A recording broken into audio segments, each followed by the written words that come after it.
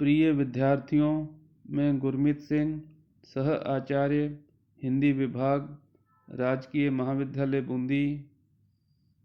आज का मेरा ई व्याख्यान बीए प्रथम वर्ष हिंदी साहित्य प्रथम प्रश्न पत्र के अंतर्गत पाठ्य पुस्तक भक्ति काव्य के अंतर्गत द्वितीय इकाई में संकलित महाकवि सूरदास के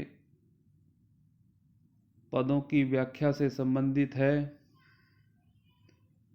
इससे पूर्व के 3 व्याख्यानों में हमने इनके कुल 8 पदों की व्याख्या कर चुके हैं।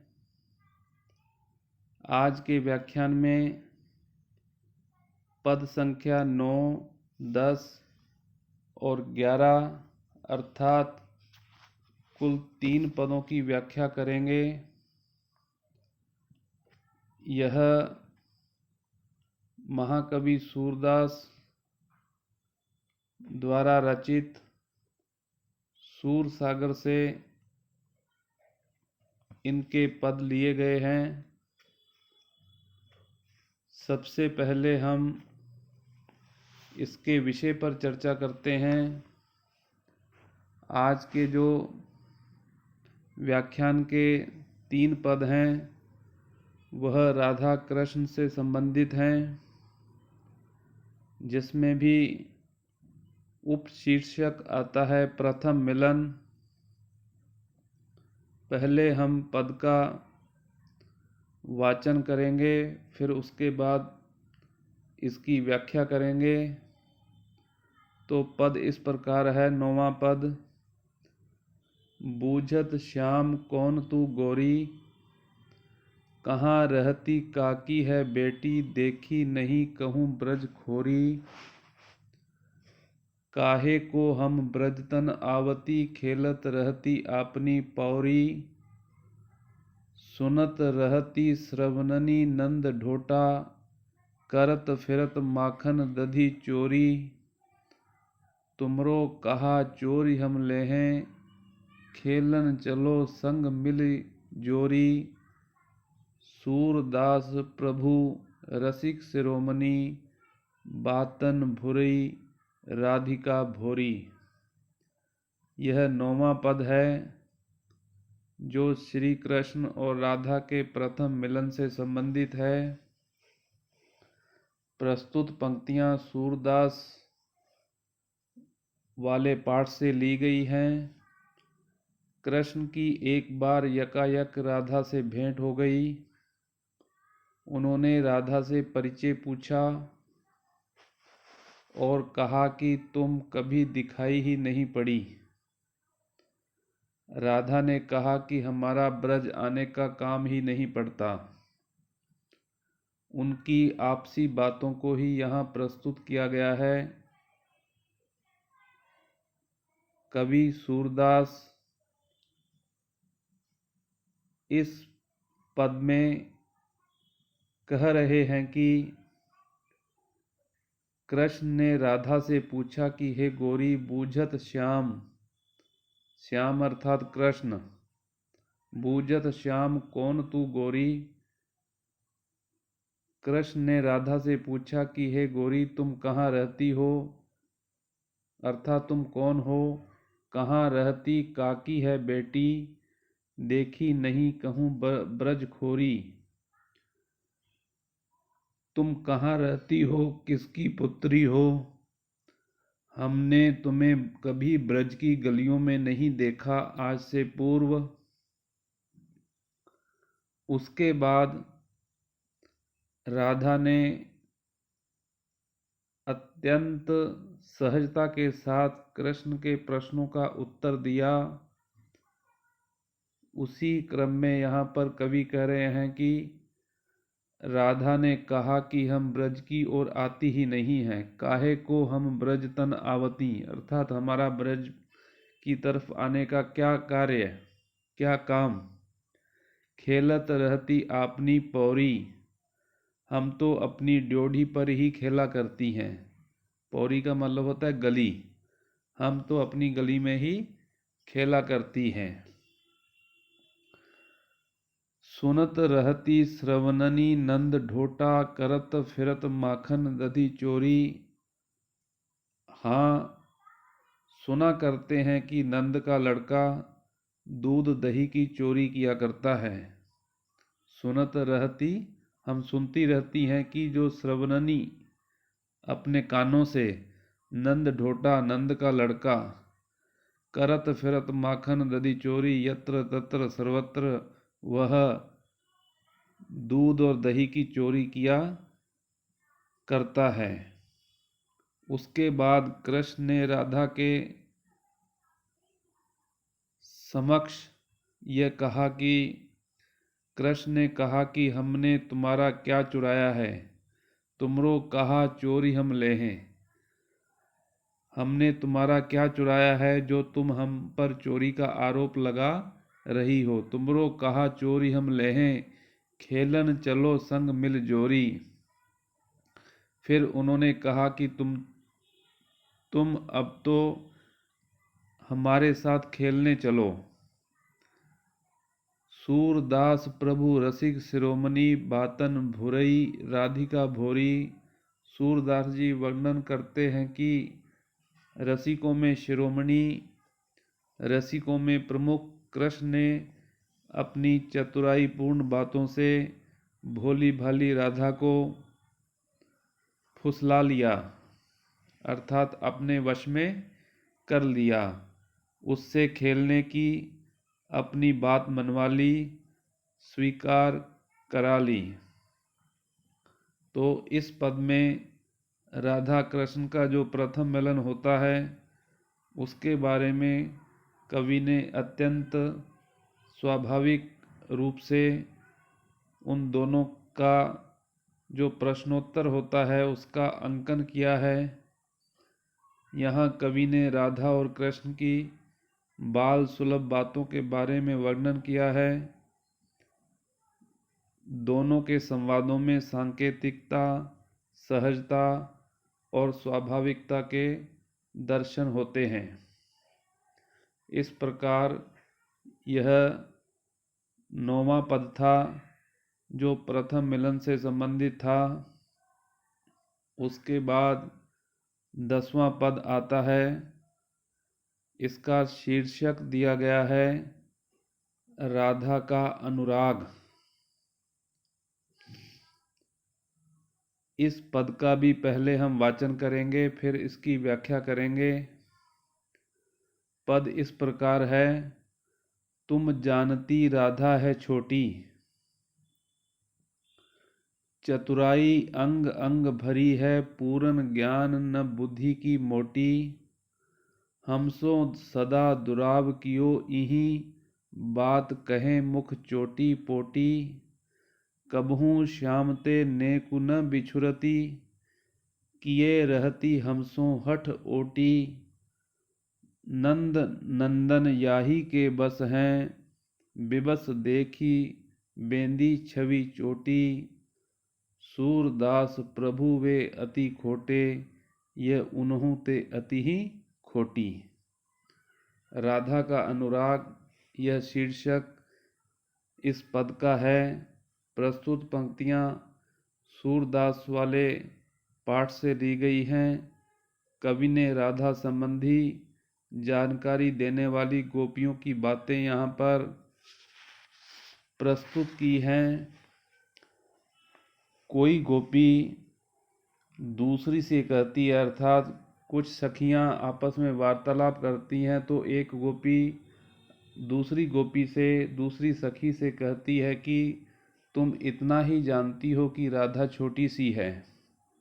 तुम जानती राधा है छोटी। कोई गोपी दूसरी से कहती है कि तुम इतना ही जानती हो कि राधा छोटी सी है, किंतु तुम इसके बारे में अन्य बातें नहीं जानती। चतुराई अंग अंग भरी है, पूर्ण ज्ञान न बुद्धि की मोटी। इसके तो अंग अंग में, अंग प्रत्यंग में चतुराई भरी हुई है, चतुरता भरी हुई है। पूर्ण ज्ञान, यह बहुत चतुर है। यह मानो पूर्ण ज्ञानी है। पूर्ण ज्ञान न बुद्धि की मोटी, यह मोटी बुद्धि की बालिका नहीं है। अर्थात कहने का अभिप्राय यह मूर्ख नहीं है, यह अत्यंत चतुर है और यह पूर्ण ज्ञानी है। कबहू श्याम ते नेकु न बिछुरती, किए रहती हमसो हठ ओटी। इसने हमसे तो हमेशा दुराव छिपाव का व्यवहार किया है। किए रहती हमसो, हमारे साथ हठ ओटी। इसने, यह कम समझदार नहीं है। इसने हमसे तो हमेशा दुराव छिपाव का व्यवहार किया है। यह मुख से चोटी की बात कहती हैं, जिसमें अर्थ कुछ और ही रहता है। यह कृष्ण से बिल्कुल अलग नहीं रहती। नेकु न बिछुड़ती, बिल्कुल भी बिछुड़ती नहीं है, हमेशा उनके साथ रहती हैं और हमसे ये छिप कर कृष्ण के साथ मिला करती हैं। यह कृष्ण से बिल्कुल अलग नहीं रहती, हमसे ये जिद हट किया करती हैं, जिसमें दुराव छिपाव का भाव रहता है। इसके मन की बात हमें ज्ञात नहीं हो पाती।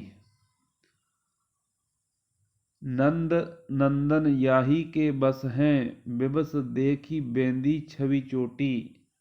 अब वह गोपी दूसरी गोपी से श्री कृष्ण के बारे में भी कह रहे हैं, उनके चरित्र का बखान करते हुए कह रहे हैं कि इसने नंद के नंदन कृष्ण को अपने वश में कर रखा है।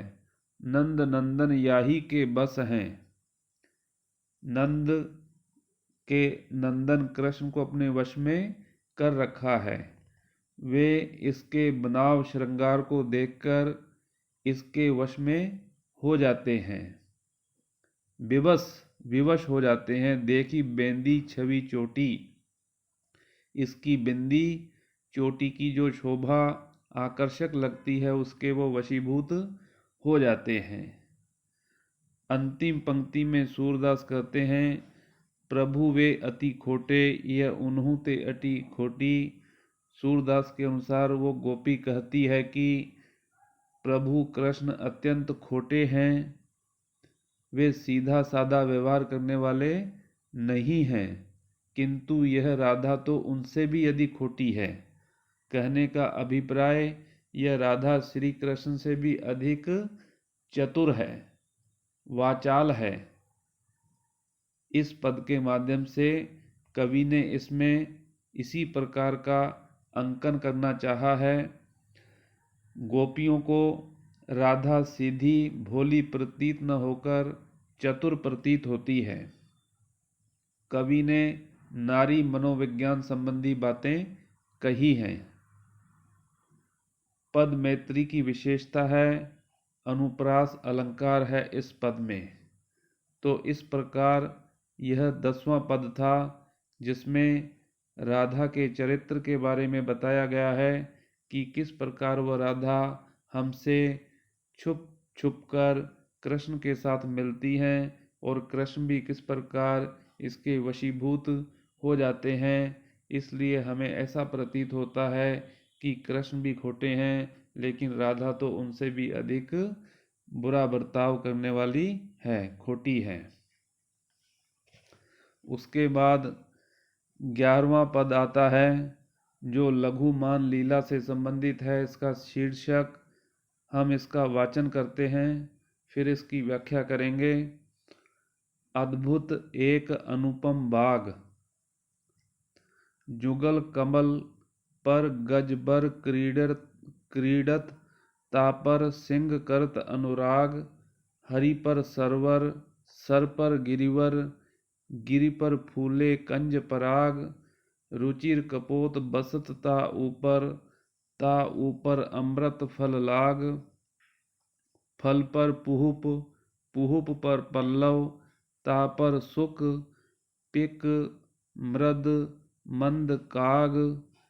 खंजन धनुष चंद्रमा ऊपर, ता ऊपर एक मणिधर नाग।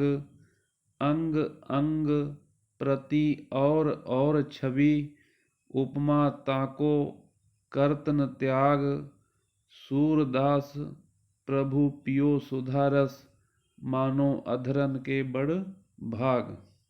यह 11वां पद है। प्रस्तुत पंक्तियां सूरदास वाले पाठ से ली गई हैं। कवि ने राधा के शरीर के विविध अंगों के उपमानों को ध्यान में रखकर एक अनुपम बाग का सांग रूपक प्रस्तुत किया है। बाग कहते हैं बगीचे को, यानी राधा के शरीर को एक उपवन की संज्ञा दी है, बगीचे की संज्ञा दी है कि किस प्रकार वह अद्भुत है। अर्थात इसमें राधा के शारीरिक सौंदर्य का अंकन किया गया है। अत्यंत सूक्ष्म तरीके से कवि ने उसी का यहाँ पर वर्णन किया गया है। कवि वर्णन करता है कि राधा का शरीर एक आश्चर्यजनक, अद्भुत, एक अनुपम बाग, आश्चर्यजनक अद्वितीय बाग है, जहाँ 2 कमलों पर हाथी क्रीड़ा कर रहा है। जुगल कहते हैं 2 कमल, पैरों को कहते हैं जुगल। कमल पर गजबर क्रीड़त हाथी क्रीड़ा कर रहा है। उसके ऊपर शेर अपना अनुराग, तापर सिंह करत अनुराग, उसके ऊपर शेर अपना अनुराग व्यक्त कर रहा है। हरि पर सरवर, शेर के ऊपर हरि, शेर को कहते हैं हरि पर सरवर, सरोवर है। सरोवर पर पर्वत, सर पर गिरिवर, गिरिवर पर्वत को कहते हैं। सरोवर पर पर्वत है और उस पर कमल फूले हुए हैं। गिरि पर, गिरि कहते हैं पर्वत को, गिरि पर फूले कंज पराग कमल फूले हुए हैं। उनसे ऊपर सुंदर कबूतर निवास करता है। रुचिर सुंदर, कपोत कबूतर को कहते हैं। बसत ता ऊपर, उसके ऊपर सुंदर कबूतर निवास करता है। ता ऊपर अमृत फल लाग, उसके ऊपर अमृत फल परवल लगा हुआ है। फल पर पुहुप, पुहुप पर पल्लव, फल पर फूल, फूल पर पत्ते और उनके ऊपर तोता कोयल आदि हैं। ता पर सुख, सुख तोता को कहते हैं, पिक कोयल को कहते हैं, मृद मद काग कौवा कोयल आदि हैं। खंजन, उनके ऊपर की ओर खंजन धनुष चंद्रमा है। ता ऊपर एक मणिधर नाग, उसके भी ऊपर की ओर एक मणिधारी नाग है। कवि कहता है कि राधा के एक एक अंग की शोभा कुछ और ही है। अंग अंग प्रति और छवि, उपमा ताको कर्तन त्याग। कवि कहता है कि राधा के एक एक अंग की शोभा कुछ और ही है, जिनके लिए उपमा की गई है। सूरदास प्रभु पियो सुधारस, मानो अधरन के बड़ भाग। सूरदास कहते हैं कि ऐसे अद्भुत बाग राधा के अमृत रस का प्रभु कृष्ण ने पान किया, सो उनके अधर बड़े भाग्यशाली हैं। अधर होठों को कहते हैं, अर्थात कृष्ण ने उनके सौंदर्य का जो रसपान किया है, तो कृष्ण अत्यंत भाग्यशाली हैं। सूर ने राधा के पैरों से लेकर क्रमशः ऊपर के अंगों के लिए उपमान प्रस्तुत किए हैं। नीचे 2 पैर कमल हैं, जंघाएं हाथी, कमर कटी जो होती है शेर है, नाभि सरोवर है, नाभि के पास पेट के बले पर्वत हैं, स्तन कमल हैं, गर्दन कपोत है कबूतर, ऊपर लाल होंठ हैं। वाणी के लिए कोयल, नाक के लिए तोता का प्रयोग किया है। नेत्र खंजन हैं, भौहें धनुष हैं, धनुष की तरह ऊपर उठी हुई, बिंदी चंद्रमा और चोटी जो है वो नाग है। कवि ने प्रस्तुत पद में विभिन्न अंगों के लिए उपयुक्त उपमा जुटाकर कल्पना शक्ति का परिचय दिया है। रूप का अतिशयोक्ति अलंकार का यह पद सुंदर उदाहरण है। वर्णन में चित्रात्मकता है। इसको पढ़कर राधा के सौंदर्य का हम अंकन कर सकते हैं, अनुमान लगा सकते हैं कि राधा का सौंदर्य कितना आकर्षक और शोभित होगा। तो विद्यार्थियों, आज का व्याख्यान यहीं पर समाप्त होता है। अगला व्याख्यान अगले वीडियो में प्रसारित किया जाएगा।